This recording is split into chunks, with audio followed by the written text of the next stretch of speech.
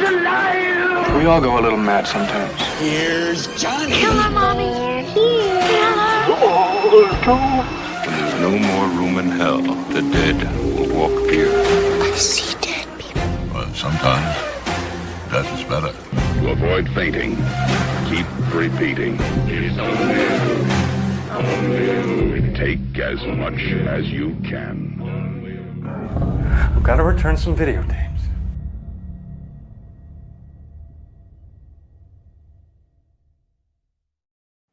Well, hello there, everybody. Welcome to the very first episode of Playbook of Horrors. A podcast, yes, a round of applause. Round of applause. A podcast birthed from three guys who found that they had more in common than just their favorite football team. I am your co-host, Adam Woolley, sitting with my buddy, Kev Duggan. No nickname on this. I'm just Kev Duggan on this one. Kev Duggan, and our third wheel who's come in. This is the first time we've done a podcast, I guess, in full. We've had him on before in our other sister podcast, but Jake Hefner. Welcome, sir. If there was ever a podcast to be the third wheel on, I'm right here. Happy to do it. The front wheel of the tricycle, you're steering us. You know what I mean? That's right. Yes. We're just the meat in the back, getting it rolling. So this is, like I said, folks, this is our very first episode, episode 0. We've not rehearsed this. We've not practiced this. So you're getting this fully raw dogging it, as you will. Of three guys sitting down to talk to you about horror movies, our love of horror movies, our affinity for the genre, and just appreciation for everything that it has to offer, from everything from the stories, the filmmaking, the directors, the performances, the effects. Every aspect of horror appeals to us all, and it's something that we genuinely love so much that it's like, let's do a show. Let's talk about this. Let's get together. And so to start it off, I think it's absolutely appropriate that we talk about our earliest horror movie memories. What got us to this point in the year 2025? How did we get here? How did this even happen? And I open the floor to whoever wishes to step up in this AA meeting. Hit it, Jake. So for me, it was more of a moment that actually terrorized me. I think I may have mentioned this in our prior conversations, but my dad, when I was young, was not very good at reading the room whenever he had something on television and didn't look to see where little Jake was at that point in time and what was on. So he happened to leave the television on when Child's Play was happening, the original Child's Play. And this was around, again, the same time that the My Buddy doll was a huge fad. Oh. And of course, I had one of those when I was a kid. And it was upstairs in the guest room on the top shelf. And after I watched just 5 minutes of Child's Play, that's where that toy remained. I never played with it ever again. Oh, really? Strangely enough, Child's Play was the movie that terrified me as a kid. And now, of course, 35 years later, it's one of my favorite horror franchises of all time. Wow. Do you remember the scene? Like what part? Absolutely. Oh, please. 100%. Yeah. Oh, Do tell. It was the climax, dude, when they're trying to kill him and he just doesn't die. And then his head is there fried sideways and he just keeps telling his body to kill Andy. Yeah. It's like, I'm watching this at 5 years old and I'm just terrified. Oh my God. That's who amazing. can blame you? 5 years old. Wow. That is quite the early memory. Well, it's interesting to tag team off that. Like my dad was similar thing, but my dad, he loved movies so much, and he used to, like, in college, he used to run a video store. So he was he played college basketball, ran a video store, kind of crazy world. That's why I'm football, Chargers, and horror movies is my dad. So my dad ran a video store. So he was always like wanting me to hang out with him and watch stuff. So he would check me out of school and take me to see movies. Like he took me to check me out of school and took me to see Army of Darkness when I was like 9. I was supposed to be at a dentist appointment, went and saw Army of Darkness. So that's the kind of setup, just to set the scene for my dad. So we're at a movie theater one time. We're out as a family, going to see a movie, and in the theater, similar story, Jake. Not Child's Play 1, Child's Play 2 was in theaters, and the theater right next to what we were going to go do. And I was, I think, maybe seven, maybe. And I was like, Dad, like, come on, let's go see it. I want to see it. He's like, Kevin, you're gonna get scared, man. I don't think this is a good thing to do. He's like, look, buddy, come on, Dad, stop, like, come on. So he left the rest of I think just my sister and my mom out. And I think Kyle, my little brother, was just a baby. And he took me in. It was halfway through the movie. I don't know, you guys used to do it where you'd like jump into theaters and see what was on back in the day. So we jumped in, didn't even get a chance to sit down, man. It was I stepped in and we just stood there for a second. And it was the scene where the lady gets killed on the copy machine and like midway through the movie. Yes. And I saw that, and I don't remember I remember that. I don't remember what happened after that. And my dad told me, I've never seen you run so fast in your life. And I ran out of there. And that was the end of my horror movie experience. Like, I didn't like horror at that point. I had nightmares about Child's Play for, I would say, 5-6 years after that experience. Wow. So then it took, like, my getting into horror was overcoming being scared of Chucky, essentially. So like and I think the first one where I kind of like segued into wanting to watch horror was, believe it or not, Twister. There's a scene in Twister where the Shining is on the drive-in, and I'm like, what is that? And I saw that scene, and I was like, I didn't pay attention to Twister after that. I was just thinking about that scene. So that's where it kind of, I think I was like 11, and that's where it just kind of like, the wheels started turning, and then I became a filmmaker, and now I make horror movies, and now it's just my life. So that's kind of my story in a nutshell of how horror began for me. Which is fascinating because, yeah, for those that don't know, I mean, as far as like what we even have to do with horror movies, Kev Duggan, director of photography, just shot 2 horror movies this last year, and both are looking really good. One is absolutely hitting theaters, by the way. Do you want to give them the details? Yep. Jester 2 is coming out 15th, 16th September. That's a Fathom event. And then we're waiting to hear on the Mortuary Assistant, the movie. The last one I just finished, and it's turning out pretty good. So we'll see what the distributors and what everybody wants to do with it. But, part of this podcast, I'll give you a little behind the scenes of what I got going on, and, try and talk to some of the filmmakers. So something to look forward to, I guess. Absolutely. Well, for me, the very earliest that I can recall when it comes to horror movies and how it influenced me, I can recall going to the theaters. Now, the details are a little fuzzy because I don't remember the plan being to go see this movie. But I remember, and I think it had to be, like you said, Kev, where you just kind of poked in. Yeah. And you were just like, let's see what this is all about. And I think, if I remember correctly, it was me and my dad, and we were at a theater, and we poked our head into Gremlins 2. Not Gremlins 1, but Gremlins 2. Oh, nice. Which, for those that have not seen Gremlins 2, is not even remotely close to being as scary as like the first one. Yeah.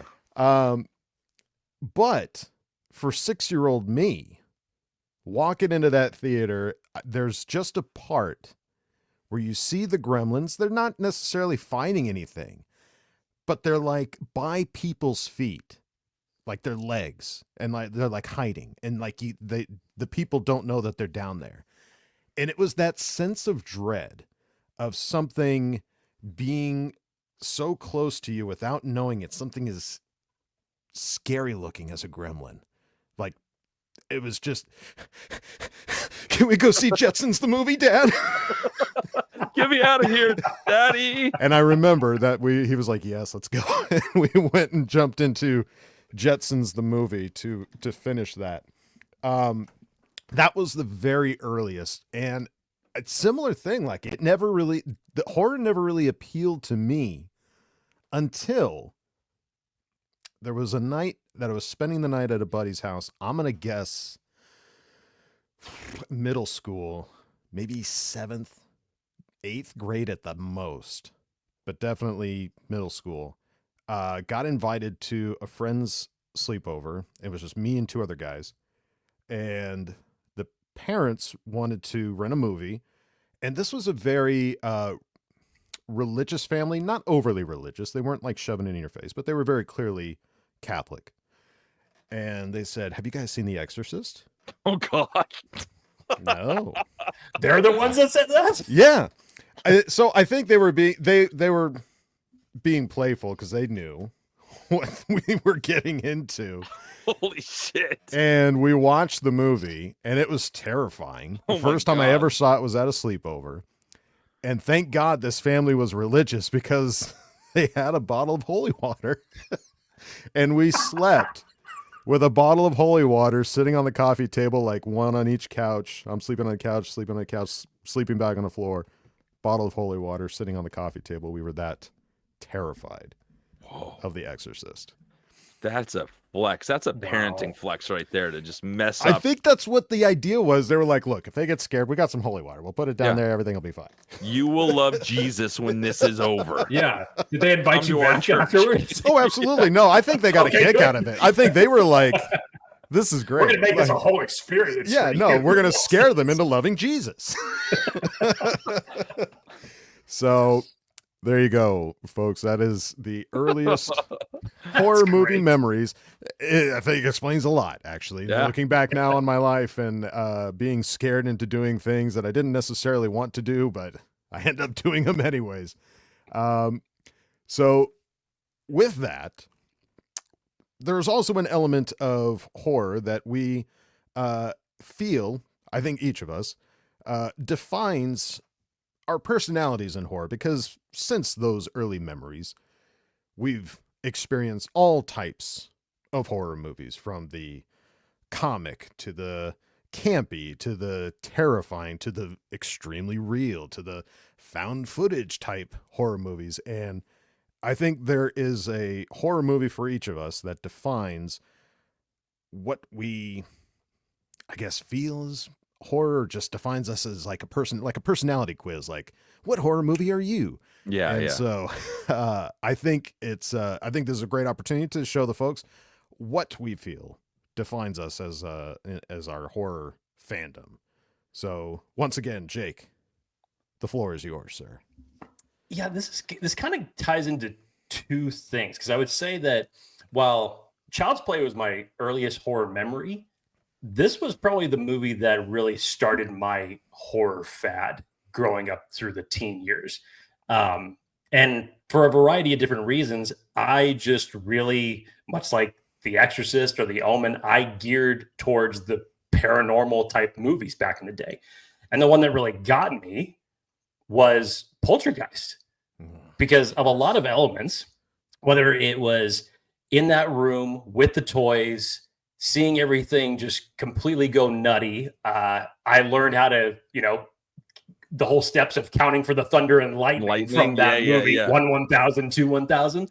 But no, just I think it's just such the old school feeling of suburbia, because that's the type of setting that I grew up in as a kid, and how they just made so many elements in that movie just feel grounded yet so real for that time. Like, it really was ahead of its time for the story it told, for the special effects that they were able to pull off. It was such a good movie, and from that moment on, really I geared a lot towards the paranormals. Now, it's been a minute since we've had like a really, really good paranormal. I don't think that I've really seen one that has hit me since the original Conjuring, but Poltergeist is what really got it started. It holds up. Do you want to watch this trailer? Yes, because the original trailer is so good. I love It's it. so good. Let's just have a taste. Do it.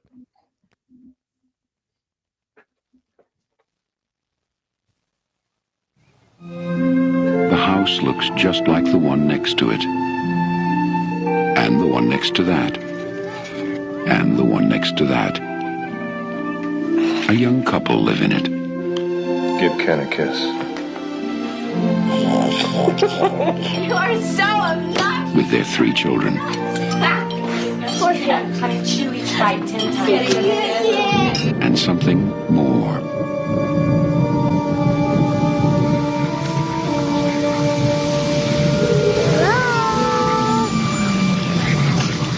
They're here. Sweetie, remember last night? Do you remember when you woke up and you said they were here? Uh-huh. Well, who did you meet? Who's here? TV people. Something's funny going on here next door. Something, We were wondering if maybe you had experienced any disturbances lately. What kind of disturbances? I don't know what hovers over this house. I've never sensed anything like it. That thing is in there with my baby. They're hungry. Now Steven Spielberg crosses a frightening new threshold into a world within our own. Its form is revealed. What is it? Its focus is clear. And the games are over.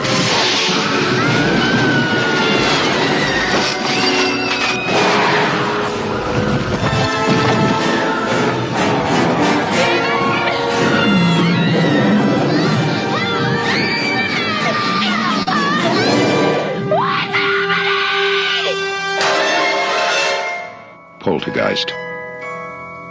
It knows what scares you.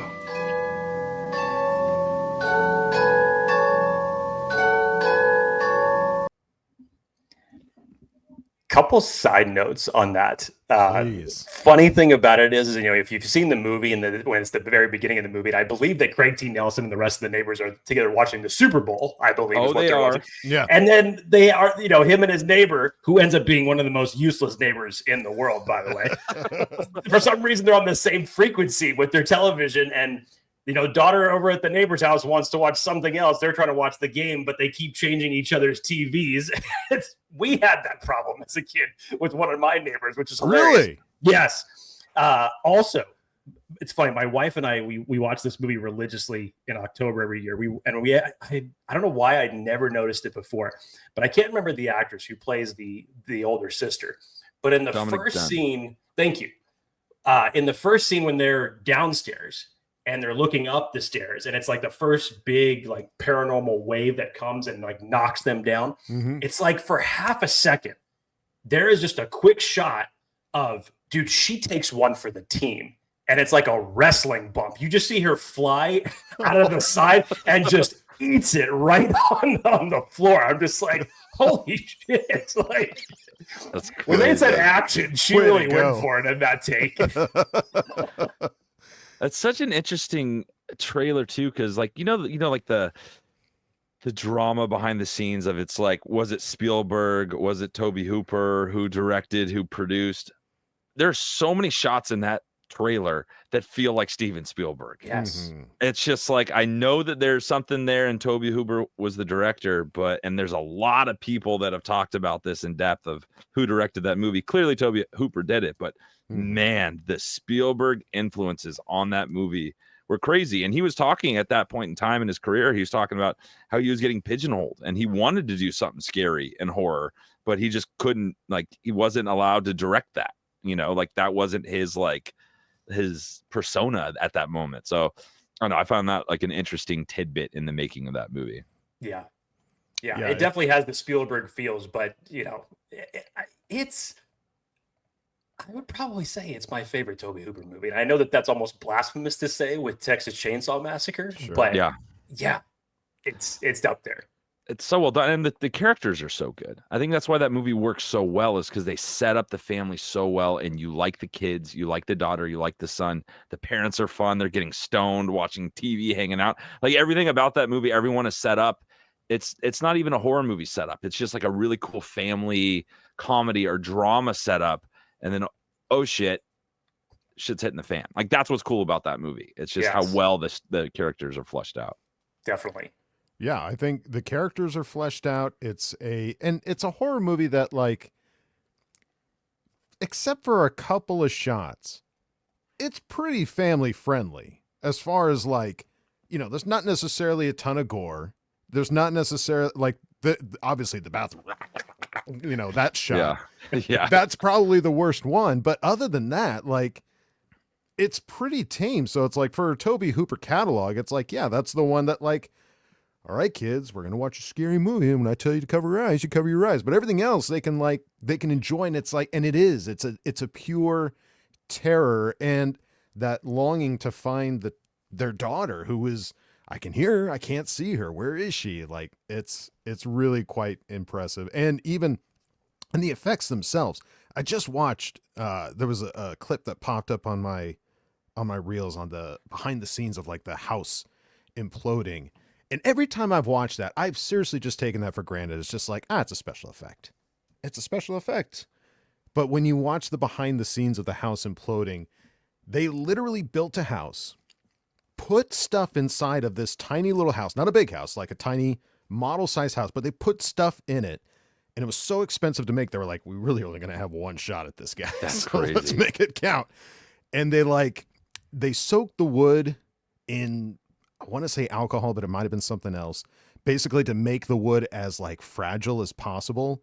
And then, like, tied strings to different points of the house, this model house, all coming down to that one little point.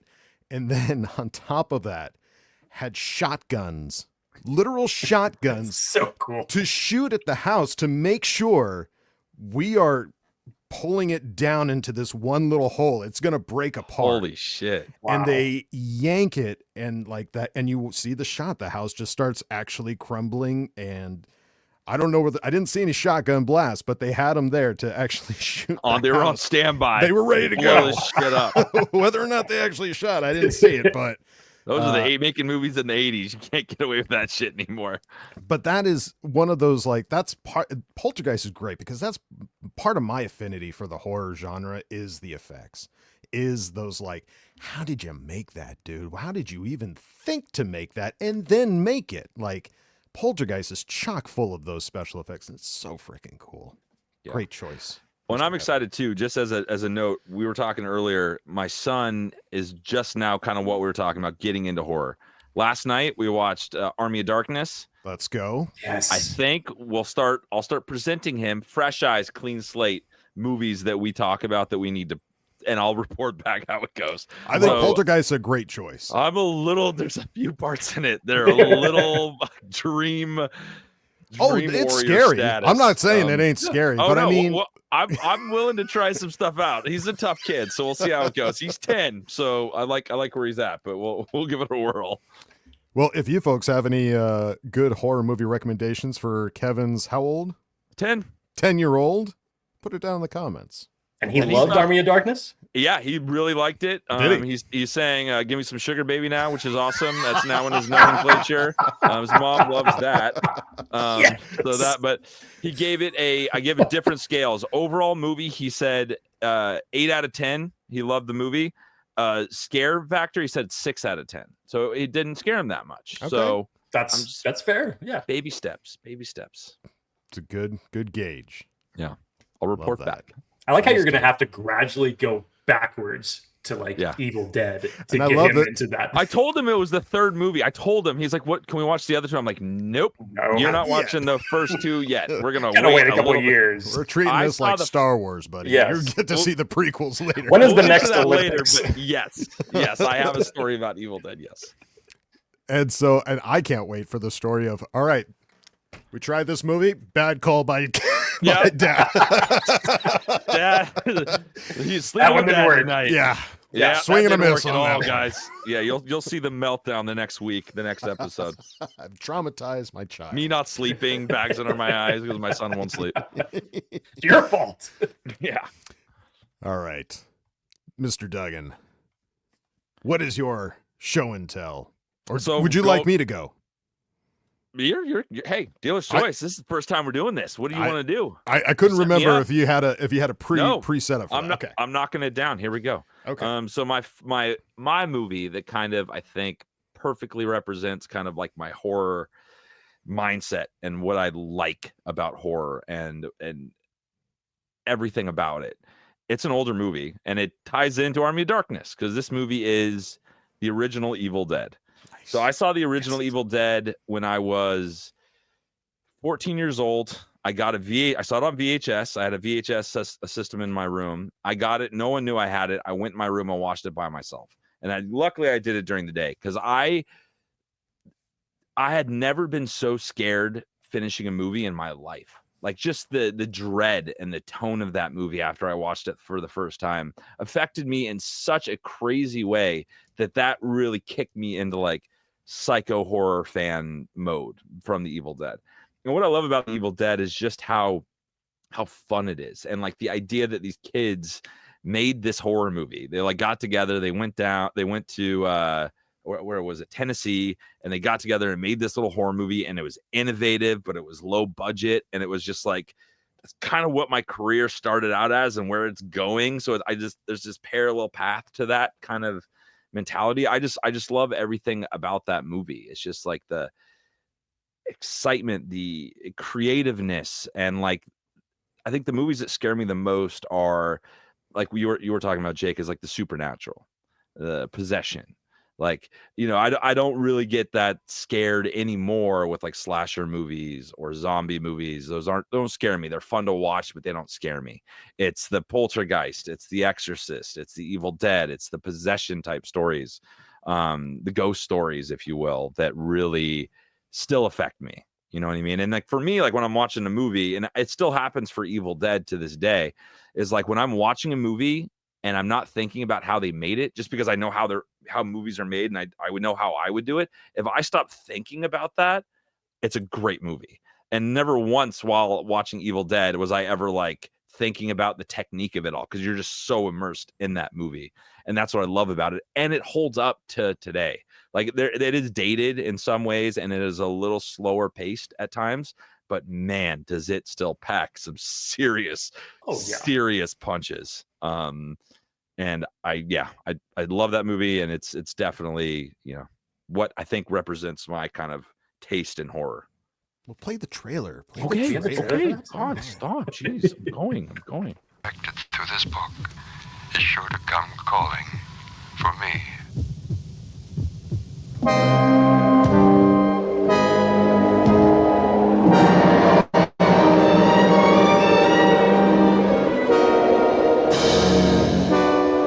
No, it was the woods themselves. They're alive, Ashley.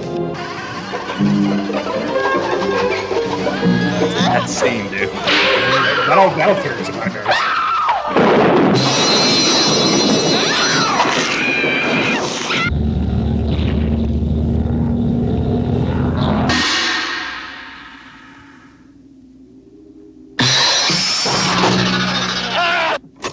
I fear that the only way to stop those possessed by the spirits of the book is through the act of bodily dismemberment.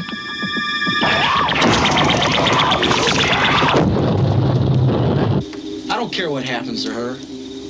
She's your girlfriend. You take care of her.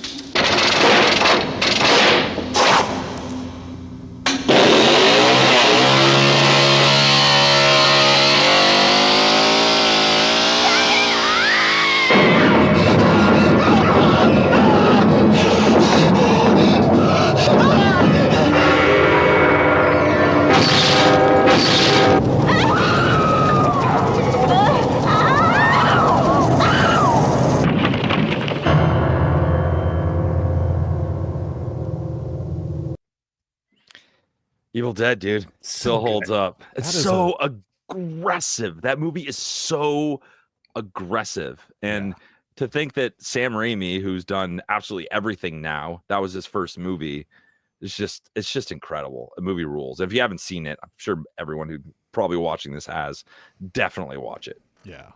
That trailer alone is kind of terrifying. It's just so raw.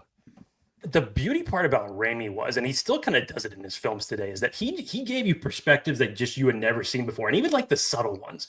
When Ash has his girlfriend on the table, and it's just those close-ups where he's latching her down, or it's the chainsaw. He did this. He did kind of the same shots in Multiverse of Madness when he's directing a Marvel movie. I'm like, oh my god, like he's totally doing Evil Dead stuff right now, and it's just so cool to watch. I remember actually first time that I ever saw my dad get like physically jolted was the first possession in the movie where she starts predicting all the cards that are coming down. And when she spins around, my dad fell out of his chair. He was so he didn't even know what that movie was. He had never seen it prior. And by the time that it came out on VHS, we had played that. And it scared the shit out of him. That's awesome. It was funny because after I watched that movie, I did tell my dad, and he was kind of pissed I didn't watch it with him. But he was like, "What'd you think?" I was like, that was intense, Dad. He's like, yeah, that movie rules. I was like, yeah, I love you, Dad. You rule. That movie rules. Yeah, dude, that just the soundscape of that trailer, and really what ends up being the soundscape of the movie is like it's its own character, really. Like it really like just listening to it in my earbuds here, it's just like, oh, it's so good. Takes and you back. One other tidbit that like is like a dream project I want to do, and I talked to Adam about this, is like there was one of the crew members, I think his name is shoot, I can't remember his name, but he basically was on the set of the whole movie, and wrote a journal. So there's a journal of the whole movie being made. Josh Becker. So Josh Becker basically did a journal of the entire experience of making that movie. I want to take his journal and turn that into a movie. Like it is fascinating, just the kind of, and just from my perspective, like being a film crew member and like him bitching about like being up too late, or like I think he stepped on a nail one day and had to like tetanus shots and all this shit. Like the behind the scenes of it is just so fascinating to me. So little tidbit, I randomly found that on some like geo sites, like way weird website, and I found it randomly one day when I was deep diving Evil Dead, and it's pretty awesome. I would love to see that turned into a project. Oh, I'll send it to you. Yeah, and I'll send you the journal. It's a really fun read. That's awesome. I think, and part of my affinity for this and what will inevitably end up being the movie that I talk about is the low budgetness of Evil Dead. Evil Dead, correct me if I'm wrong, was really low budget. It was like maybe $400,000. It started out there, and then they kept going back and reshooting and getting pieces, and they spent like a year going back and picking stuff up, and then like the animation, the stop motion animation sequence at the end was shot in some dude's basement to complete the movie. And like just like when it's a passion project and you're not just like, you have 3 weeks to shoot it, whatever you shoot in that 3 weeks is what the movie is. If you can go past that, if you can go a little bit beyond that, that's where you get into the Raimi and the movies that really stand out, because all the little details are there, all the beats are there, all those moments like you were talking about, Jake, the clicking, like the pulling the tie, like all those shots don't usually show up in low budget movies because there's no time to shoot those things. Right. So I think that's why this movie is so unique, because it has all those amazing details. And it's because of the passion of not just Raimi, but everybody on that film that brings it to life and makes it what it is. That's a fantastic movie. It's really for every horror fan to ever watch. What about you, Mr. Adam? All right.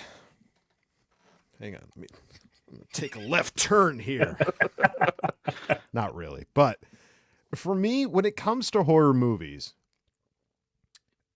I love every different, like I said, there's so many different styles. There's subgenres of horror movies.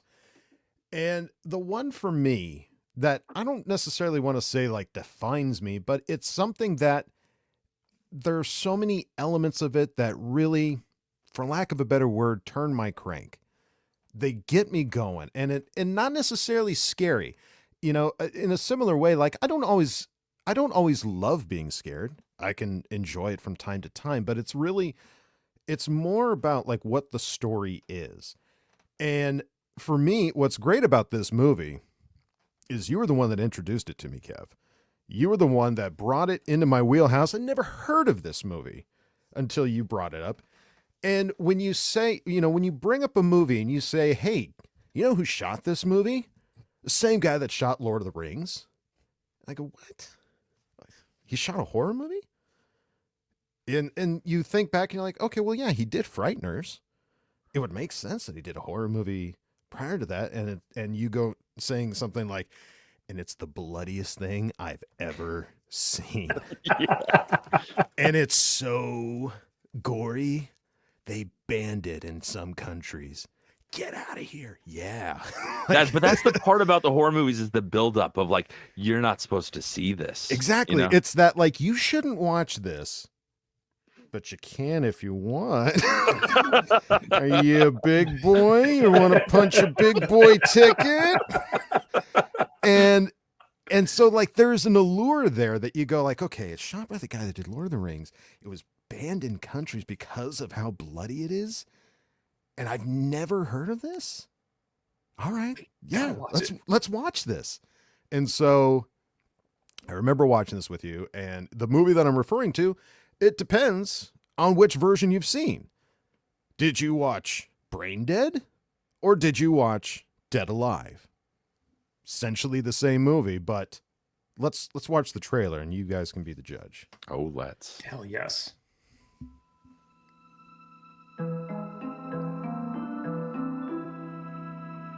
On this picturesque block, in this manicured home, something evil, something terrifying, something horrifying is haunting Lionel. His mother. I thought I told you to spray this house. His The place mother. infested with vermin. Although she was a little strict, Look at this dust. It's an inch thick. he never wished her any This is a knife like that to open up that. Ah, Geneva. until Your mother's dead, Lionel. now, whatever Mom's got Who's your mother? has caught on with the neighbors. You know what that means? You can pray. I kick ass for the Lord. Yes. You can plead. You can beg for mercy. But nothing you can do will stop it. Because how do you kill something that's already dead? Trimark Pictures presents a modern masterpiece of horror. Your mother ate my dog. Dead Alive. Party's over.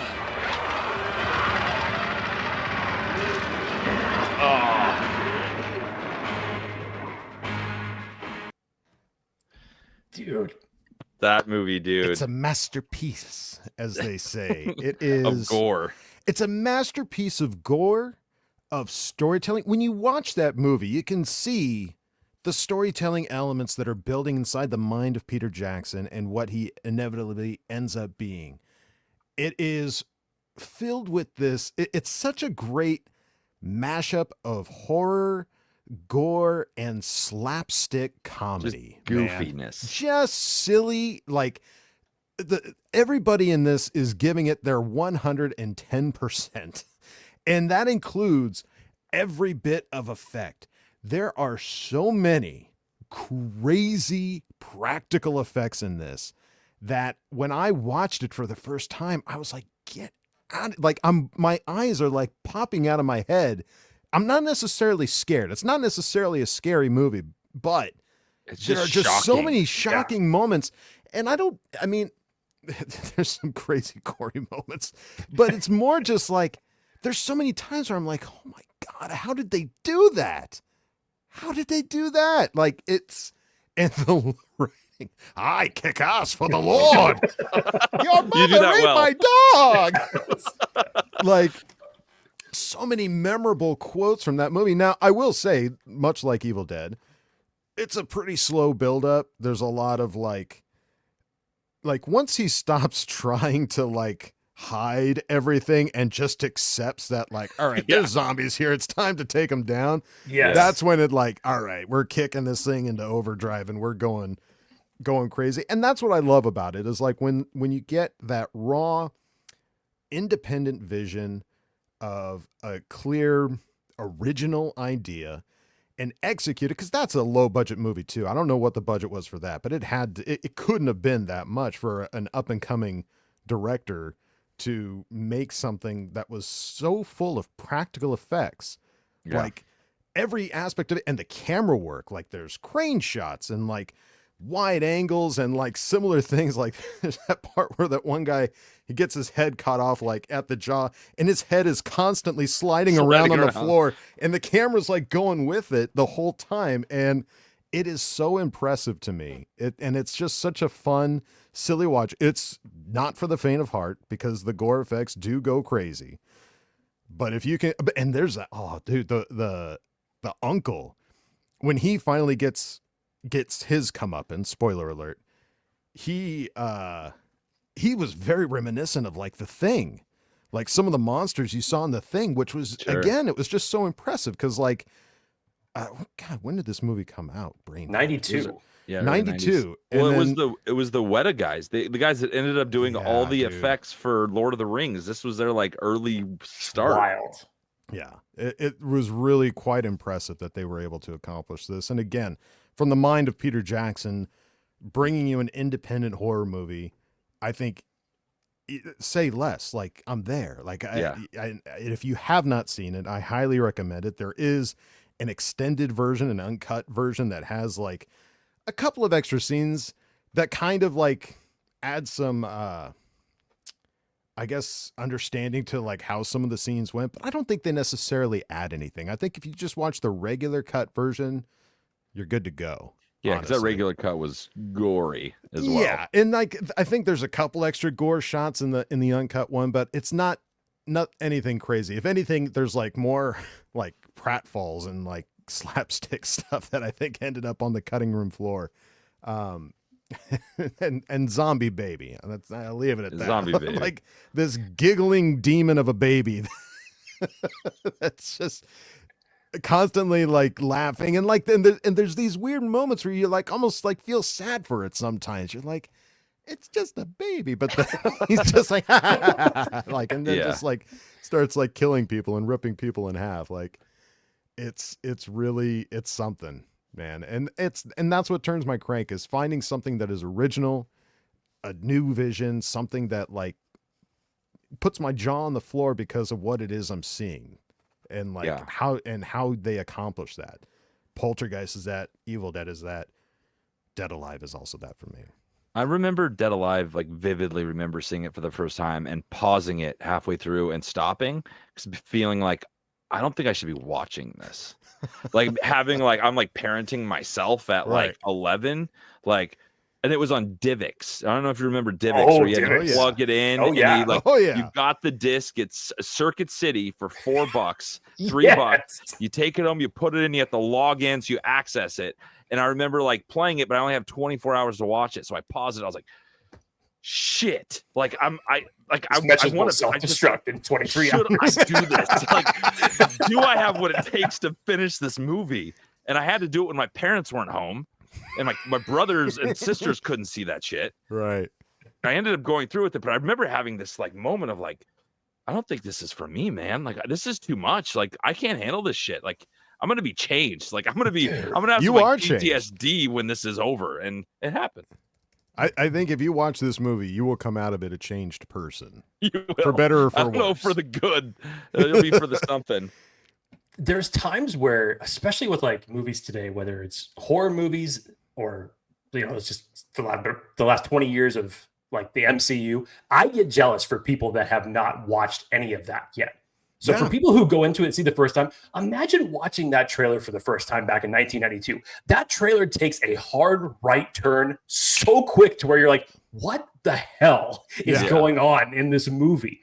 Second thing I've come to figure out, and this is true with all horror movies, I have made the mistake of eating sometimes during horror movies. And holy shit, did I make the mistake of eating pizza during the porridge scene? Oh, yeah. Oh, gross. And no spoilers to tell you what happens during the porridge scene, but needless to say, my appetite was immediately gone. Oh yeah, it goes away real quick. Yes. Real quick. Oh, well, there you go, folks. A little show and tell, if you will, for all of us on our affinity get to know for us a some little better. Just a little bit. Now, granted, like these aren't like it's our favorite horror movie and that's it. No, there are clearly way more that we have to talk with you about. And we've got a lot in store for you guys. We're going to cover, horror movie news. We're going to horror movies that are going to be coming out pretty soon. Like Jester 2, September 15th, 16th. Go see it. And then I believe, Jake, you've got like a calendar of sorts that you're putting together, right?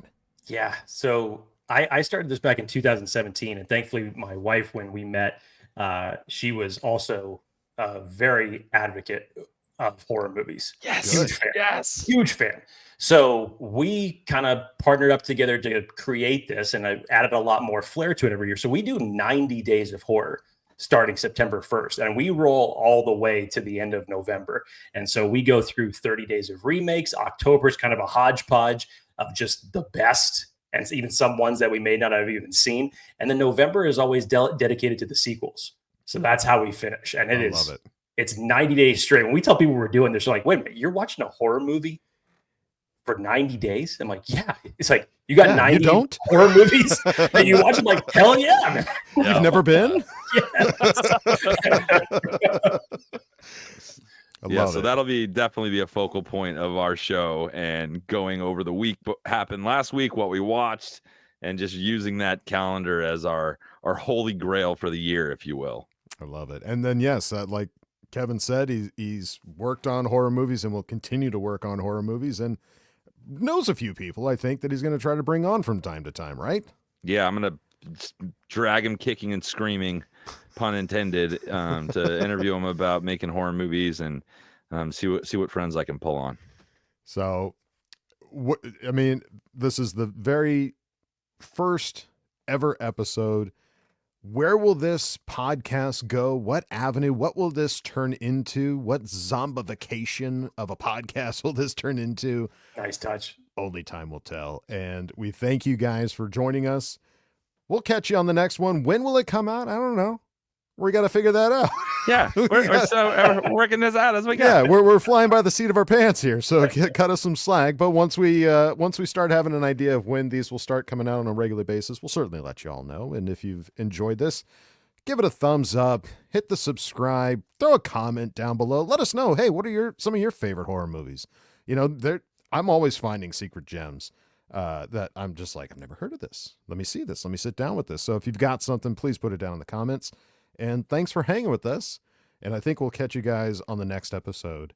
I'm Adam Woolley. We gotta get a tagline or something. I know. I'm that's why I was like, Reddits. I don't know. I'm Adam Woolley.